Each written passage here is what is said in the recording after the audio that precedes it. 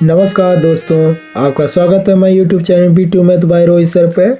आज हम कक्षा 10वीं विषय विज्ञान के प्रीवियस ईयर क्वेश्चन पेपर 2025 के MCQ सॉल्यूशन को आज हम देखेंगे। तो चलिए शुरू करते हैं। वीडियो में नए हैं तो वीडियो को लाइक करें, ज़्यादा से ज़्यादा लोगों में शेयर करें और हमारे यूट्यूब चैनल को सब्सक्राइब करें ताकि आगे के सभी नोटिफिकेशन समय से प्राप्त हो सके। सही विकल्प चुनकर लिखिए।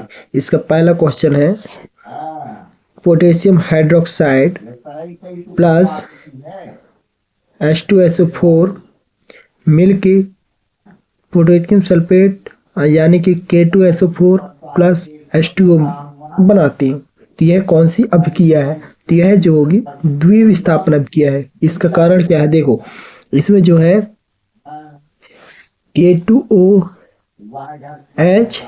प्लस H2SO4 दोनों मिलके यहाँ पे पोटेशियम जो है सल्फेट के साथ मिलके पोटेशियम सल्फेट बनाती है और जो है ऑक्सीजन और हाइड्रोजन के साथ मिलकर H2O बनाता है ना।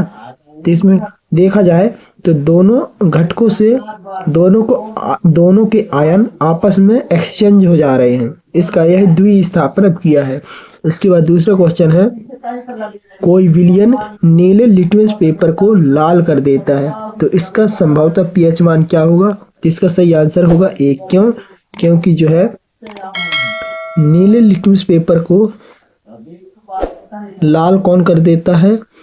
अम्ल कर देता है ना, अम्ल। और अम्ल का पीएच मान क्या होता है? हमेशा 7 से कम होता है। इस कारण इसका आंसर 1 होगा। इसके बाद दूसरा क्वेश्चन क्या है, निम्नलिखित में से उभयधर्मी ऑक्साइड का उदाहरण कौन है? तो इसका सही आंसर होगा C नंबर, एल्यूमिनियम ऑक्साइड जो है उभयधर्मी ऑक्साइड कहलाता है। क्यों? क्योंकि यह अम्ल और क्षार दोनों से अभिक्रिया कर लेता है। अगला क्वेश्चन है, मस्तिष्क उत्तरदायी है सोचने के लिए, इस हृदय स्पंदन के लिए, शरीर के संतुलन को बनाए रखने के लिए। तो इसका सही पूरा आएगा उपरोक्त सभी।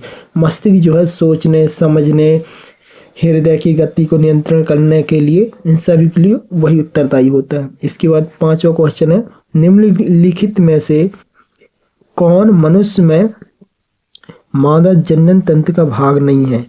मनुष्य में मादा जनन तंत्र का भाग जो है शुक्रवाहिका नहीं होगी। क्यों? क्योंकि यह इसमें शुक्राणु होते हैं और शुक्राणु जो है पुरुष में पाए जाते हैं, मादा में नहीं होते।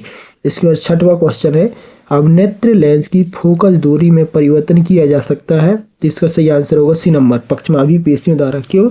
पक्षमाभी पेशियां जो होती है, जो पेशियां जो होती हैं क्या करती हैं, यह जो अभिनेत्र लेंस होता है ना, जो लेंस होता है अभिनेत्र लेंस, यह इसकी जो है अभिनेत्र लेंस की जो वक्रता त्रिज्या होती है, वक्रता त्रिज्या प्लस फोकल दूरी, इन दोनों को इस तरीके से व्यवस्थित कर देती है कि कोई भी वस्तु पास रखी हो या फिर दूर रखी हो, उन सभी को सुस्पष्ट रूप से देख सकते हैं। हम देखेंगे रिक्त स्थान भरिए।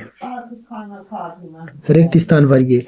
तो पहला क्वेश्चन है, दो बिंदुओं के बीच का विभवांतर खाली स्थान नामक यंत्र द्वारा मापा जाता है। तो इसका सही आंसर आएगा वोल्ट मीटर। ठीक है, वोल्ट मीटर आएगा सही आंसर। वोल्ट मीटर के द्वारा हम कोई दो बिंदु हैं, इन दोनों के बीच विभवांतर मापते हैं। दूसरा क्वेश्चन है, प्रकाश के अवयवी वर्णों में विभाजन को क्या कहते हैं? वर्ण विक्षेपण कहेंगे, वर्ण विक्षेपण, है ना। इसके बाद तीसरा क्वेश्चन है, किसी दर्पण में आप चाहे कितनी भी दूरी पर खड़े हैं, आपका प्रतिबिंब हमेशा या सदैव सीधा प्रतीत होता है। संभवतः दर्पण क्या कहलाएगा? वह दर्पण जो होता है समतल दर्पण कहलाता है ना, समतल दर्पण। इसके बाद चौथा क्वेश्चन है, DNA का वह भाग जिसमें किसी प्रोटीन का संश्लेषण के लिए सूचना मिलती है, तो उस प्रोटीन का खाली स्थान कहलाता है, तो वह जीन कहलाएगा। ठीक है, जीन। इसके बाद पांचवा क्वेश्चन है, खाली स्थान में अलैंगिक जनन मुकुलन द्वारा होता है। मुकुलन जो होता है यीस्ट में होता है, ठीक है ना, यीस्ट में। इसके बाद छठवां क्वेश्चन है, खाली स्थान ग्रंथि द्वारा वृद्धि हार्मोन स्रावित होता है, तो इसका सही आंसर आएगा पीयूष ग्रंथि द्वारा। ठीक है, पीयूष ग्रंथि को मास्टर ग्रंथि भी कहते हैं। ये सत्य असत्य बतलाना है इसमें। तो पहला क्वेश्चन है, हमारे शरीर में रसायनों का सर्वाधिक मात्रा में संचित होना जैव आवर्धन कहलाता है, तो यह सही होगा। इसे टी से प्रदर्शित करें। क्यों? क्योंकि जैव आवर्धन की यह परिभाषा ही दी हुई है ना। इसके बाद दूसरा क्वेश्चन है, हरे विद्युत रोधन वाला तार प्रायः विद्युतमय तार कहलाता है, तो यह गलत होगा। क्यों? क्योंकि जो हरे विद्युत रोधन वाला जो तार होता है उसे भू संपर्क तार कहते हैं। ठीक है, भू संपर्क तार कहते हैं। ठीक है, इसके बाद तीसरा क्वेश्चन है, प्रतिरोध का एसआई मात्रक ओम कहलाता है, तो यह सही है ना, सही होगा, टी आएगा इसका। इसके बाद चौथा क्वेश्चन है, निकट दृष्टि दोष को उत्तल लेंस द्वारा संशोधित किया जाता है, तो यह गलत होगा। निकट दृष्टि दोष को जो है अवतल लेंस के द्वारा संशोधित किया जाता है।